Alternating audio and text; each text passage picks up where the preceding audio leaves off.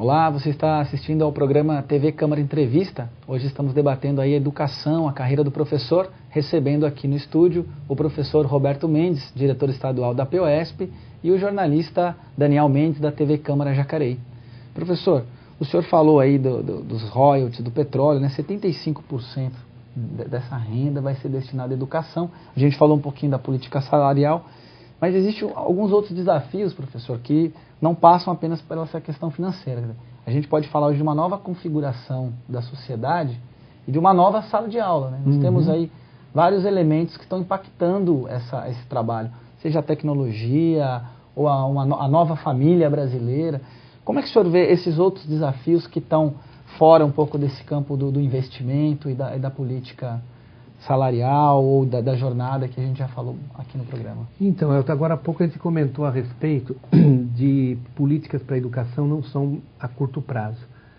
Mesmo porque a dívida que os governos têm para com a população brasileira com relação à educação, ela é centenária, né?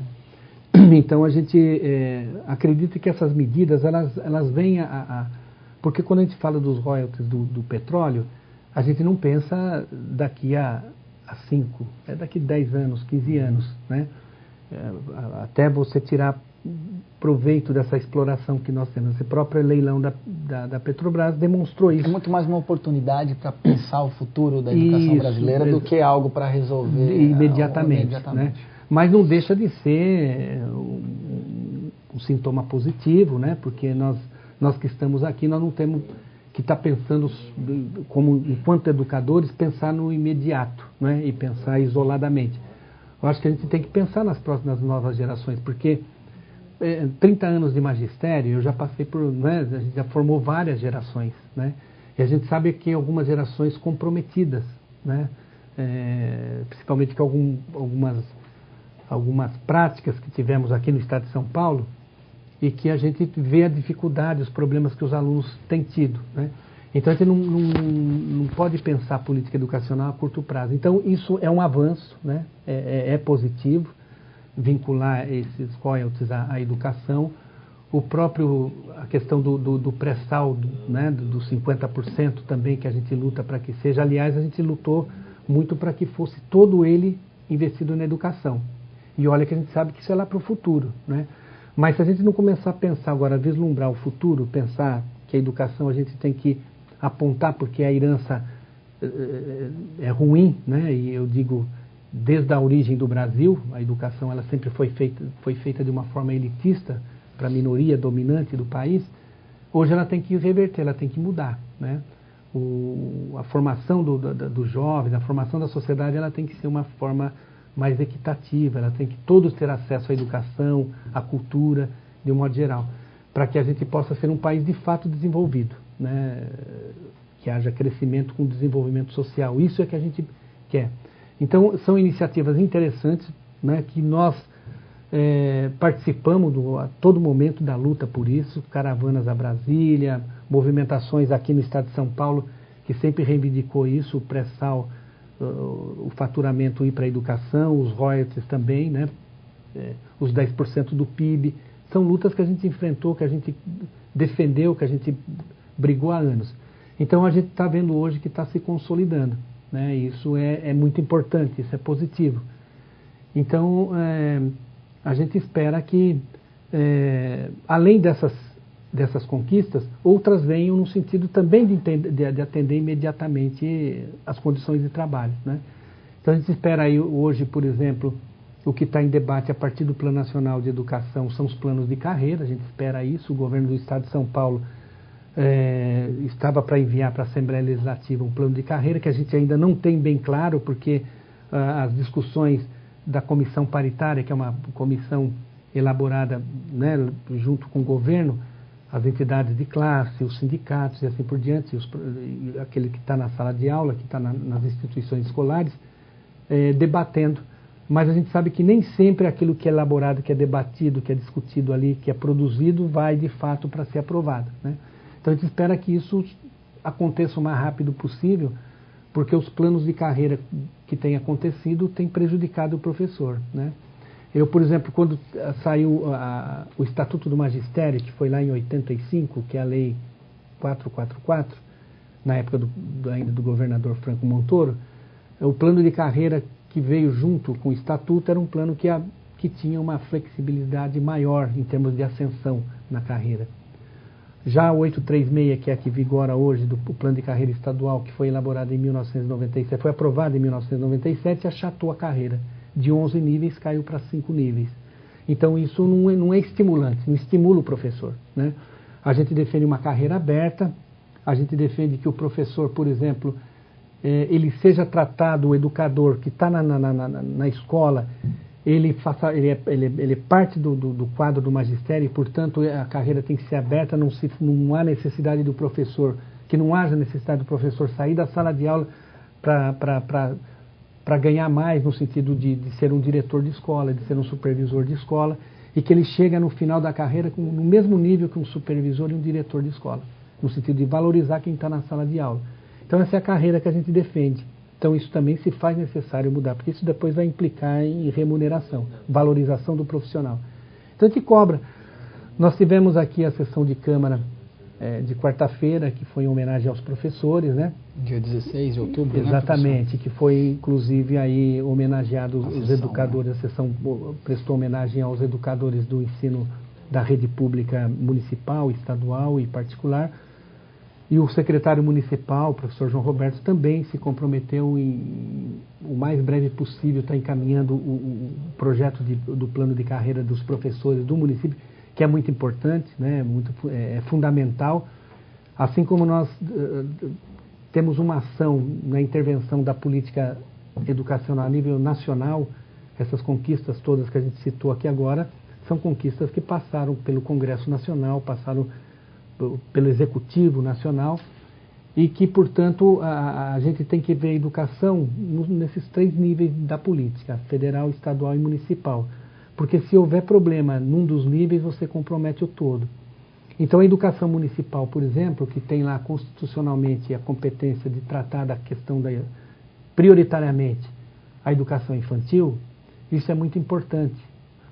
A defasagem que nós temos hoje no ensino fundamental e médio, e a questão familiar, a questão social, ela tem que ser suprida pela instituição educacional.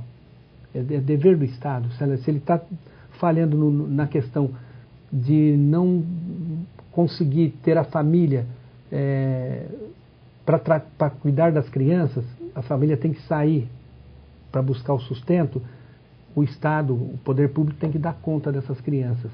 E através de um sistema educacional competente, né, de qualidade.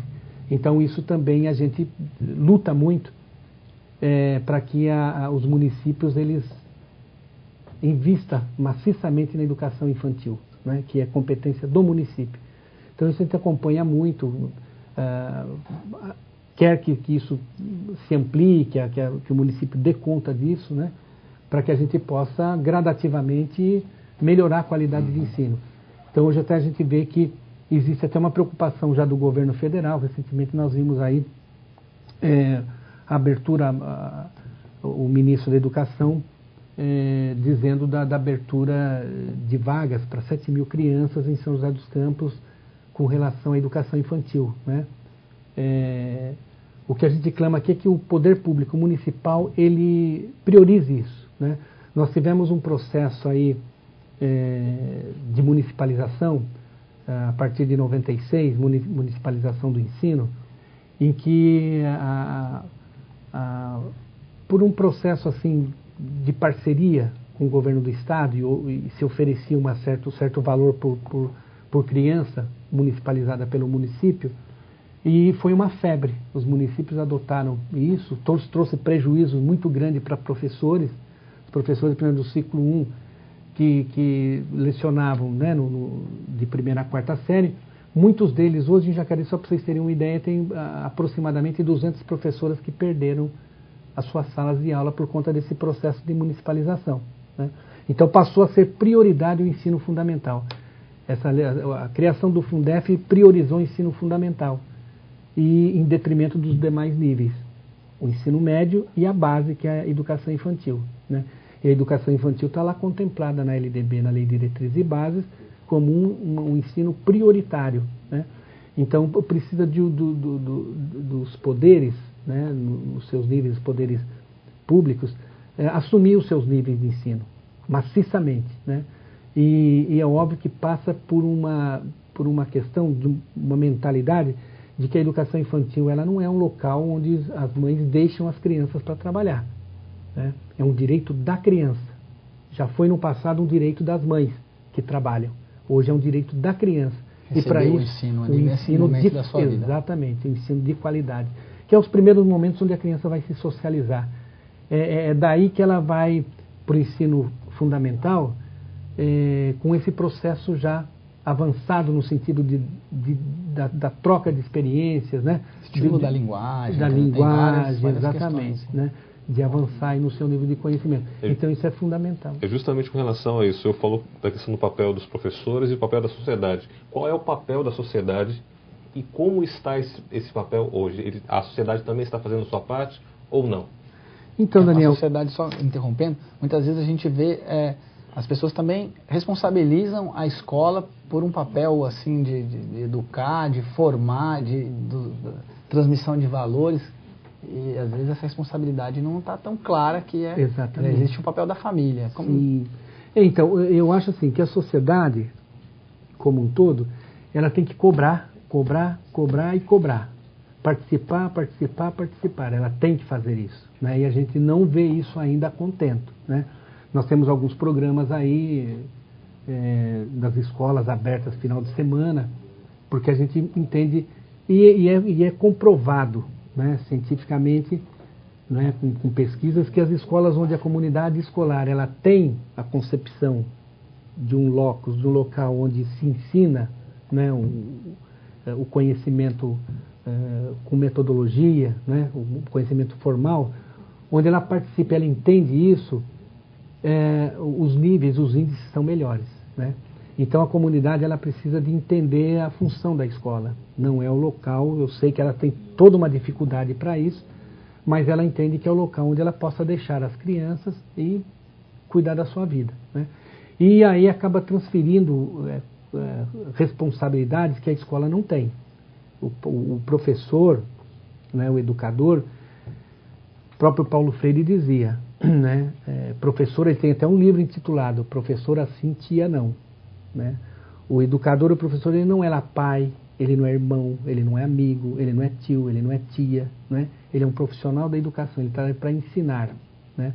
Então, essa concepção é que precisa fazer parte da cultura, da população, da comunidade, no sentido da gente avançar, né, em termos de instituição escolar, de que a gente faça cumprir realmente o papel dela, né? Então isso é importante. Professor, uma coisa a gente não pode deixar de falar. A gente, Jacareí, tem números assim alarmantes na questão da segurança pública e da violência. Essa violência, que está muito presente entre os jovens também, essa violência ela já chegou lá na escola? Como é que vocês lidam com isso? Não tem a menor dúvida, Elton. Hoje os jovens, principalmente por conta de que a escola, com a criação do Fundef, agora o Fundeb, que a obrigatoriedade do ensino, do estudo, né? Os pais eles têm que responder, eles são responsáveis pelos alunos, são penalizados se os alunos, principalmente do ensino fundamental, não estiverem na escola. E aí é óbvio que é uma condição compulsória, e eles vão mesmo, não tem como, os jovens de um modo geral, sem nenhuma discriminação, mas é o local deles, eles têm que ir para a escola mesmo. E aí é óbvio que se deturpa mesmo ali qual é a condição deles, e os pais também não entendem, né? E os pais, a gente percebe muito isso, que eles não dando conta da educação dos filhos, eles transferem mesmo para a escola, não tem por onde.